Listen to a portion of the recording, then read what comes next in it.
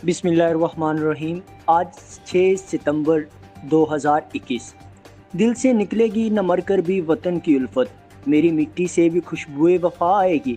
6 सितंबर 1965 का दिन अस्करी इतबार से तारीख़ आलम में कभी ना भूलने वाला काबिल फ़ख्र दिन है, जब कई गुना बड़े मुल्क ने अफरादी तादाद में कई गुना ज़्यादा लश्कर और दिफाई वसाइल के साथ अपने छोटे से पड़ोसी मुल्क यानी पाकिस्तान पर बगैर किसी इतला के रात के वक्त बुज़दिलाना फौजी हमला किया।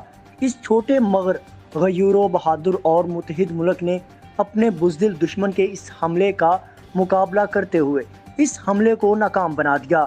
इस हमले से दुश्मन के सारे अज़ाइम को मुल्क पाकिस्तान के बहादुर नौजवानों ने खाक में मिला दिया।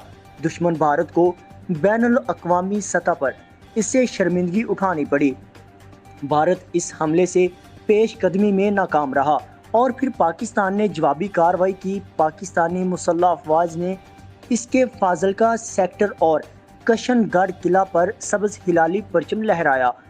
जंग के दौरान भारतीय फौजियों को कैदी बनाया गया।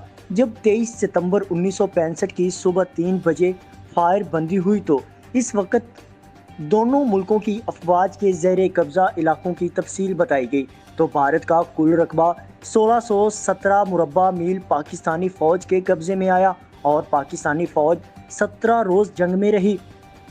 ऐ दुश्मन देख तूने किस कौम को है ललकारा, हम भी हैं सफ़े आरा में, हम भी हैं सफ़े आरा। पाकिस्तानी फ़ौज ने चौंडा सेक्टर पर अपनी बहादुरी का मुजाहिरा करते हुए दुश्मन को असले के साथ नहीं बल्कि अपने जिस्मों के साथ बम बांध कर हिंदुस्तान फ़ौज और टैंकों का कब्रिस्तान बना दिया। पाकिस्तान फ़ौज की इस बहादुरी और दिलेरी को हिंदुस्तान की इस सतह पर नुकसान और तबाही को देखकर बैरून ममालिक से आए हुए सहाफ़ी भी हैरान परेशान हुए और पाकिस्तानी मुसल्लह अफवाज को दिलेरी और शजाअत की दाद दी। इसके अलावा जसर सेक्टर, कसूर, खेमकिरन और मोनाबाव सेक्टर्स के भी दुश्मन को इबरतनाक शिकस्त इस अंदाज में हुई कि इसे पका हुआ खाना, फौजी साजो सामान, जेपें और जवानों की वर्दियां छोड़कर मैदान से भागने पर मजबूर किया गया, क्योंकि दौरान जंग हर पाकिस्तानी को एक ही फिक्र थी कि ए दुश्मन का सामना करना और कामयाबी पाना है। जंग के दौरान ना तो जवानों की नज़रें दुश्मन की नफरी और अस्करियत ताकत पर थीं और ना ही पाकिस्तानी अवाम का दुश्मन को शिकस्त देने के सिवा कोई और मकसद था। तमाम पाकिस्तानी मैदानी जंग में कूद पड़े थे, हत्ता कि पाकिस्तानी फ़ौज के साथ साथ मुल्क के असातिज़ा, तुलबा, शायर, अदीब, फनकार, गुलकार, डॉक्टर्स, सिविल डिफेंस के रज़ाकार, मजदूर, किसान और ज़राए इबलाग सबकी ज़बान में एक ही आवाज़ थी, ऐ मर्दे मुजाहिद जाग ज़रा, अब वक्त शहादत है आया। ऐ मुजाहिद जाग ज़रा, अब वक्त शहादत है आया। अल्लाह की कसम, जिस मुल्क की फ़ौज और आवाम को इतनी मोहब्बत और चाहत हो, अपने वतन से इस मुल्क को दुनिया की कोई ताकत शिकस्त नहीं दे सकती। ऐ पुत्र हटाते नहीं विकदे, तू लबदी फिरें बाजार कुड़े। ऐ शेर बहादुर गाजी ने, ऐ किसे कोलों भी हरदे नहीं, इन्ना दुश्मना कोलों की डरना, ऐ मौत कोलों भी डरदे नहीं। ऐ अपने देश दी इज्जत नो जान अपनी देंदे वार कुड़े। किसी भी मुल्क में अमन, मुआइशत और खुशहाली इस वक्त आ सकती है जब इस मुल्क की सरहदें मजबूत हों। सरहदों की मजबूती मजबूत कड़ियल जवानों के मजबूत हौसलों की मरहून मिन्नत होती हैं।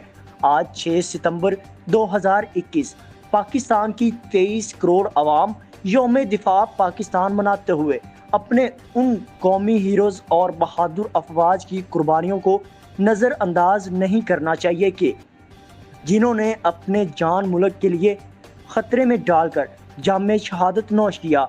मेजर राजा अजीज़ भट्टी शहीद। 29 अगस्त 1965 की बात है कि जब अजीज़ भट्टी अपने अहलो अयाल के साथ छुट्टियां गुजार रहे थे तो उन्हें यूनिट वापस बुला लिया गया। जंगी हालात सर पर मंडला रहे थे, वो यूनिट आने की तैयारी करने लगे। जब खाने की मेज़ पर उनकी बीवी ने अफसुर्दा लहजे में पूछा कि जंग ख़त्म हो गई तो वो वापस आ जाएंगे। अजीज़ भट्टी ने मुस्कुराकर जवाब दिया, परेशान क्यों होती हो, तुम्हें मालूम तो है एक फ़ौजी की ज़िंदगी में اتار چڑھاؤ آتے رہتے ہیں۔ ان کا چھوٹا بیٹا ذوالفقار معصومیت سے بولا، ابا جان کیا جنگ ہونے لگی ہے؟ عزیز بھٹی نے جواب دیا، ہاں شاید حالات کچھ زیادہ اچھے نہیں لگ رہے۔ تو وہ معصومیت سے مکا ہوا میں لہراتے ہوئے بولا، پھر کبھی دشمن کو پیٹھ نہ دکھانا۔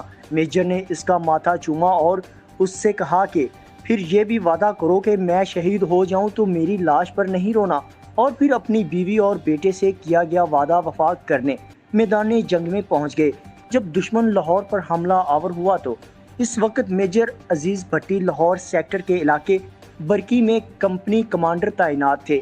میجر عزیز بھٹی مسلسل 5 دن تک بھارتی ٹینکوں کے سامنے سیسا پلائی دیوار کی طرح ڈٹے رہے۔ 12 ستمبر 1965 کو بھارتی ٹینک کا گولہ چھاتی پر کھایا اور جام شہادت نوش کیا۔